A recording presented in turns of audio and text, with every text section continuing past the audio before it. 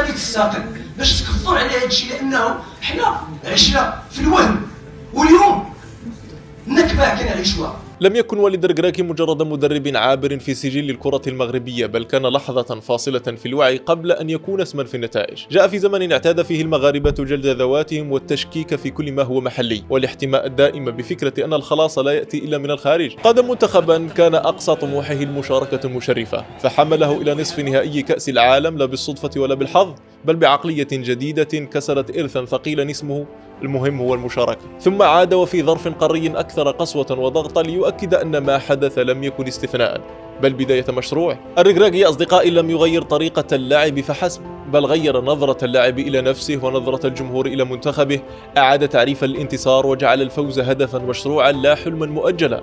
ومع ذلك ظل البعض غير راض، لا لأن النتائج سيئة، بل لأن الرجل مغربي يتحدث الدارجة ويشبه الناس أكثر مما ينبغي، وكأن النجاح لا يكتمل عند بعضنا إلا إذا جاء به أشقر بعيون زرقاء يحمل اسما أجنبيا حتى وإن كان أقصى إنجازه التأهل والمغادرة بشرف. ومع ذلك يا أصدقائي يواصل وليد طريقه كمن أدرك أن المعركة الحقيقية ليست في الملعب فقط بل في العقل، لأن أعظم انتصار حققه ربما هو أنه أجبرنا على مواجهة عقدنا القديمة، عقدة الشك في الذات.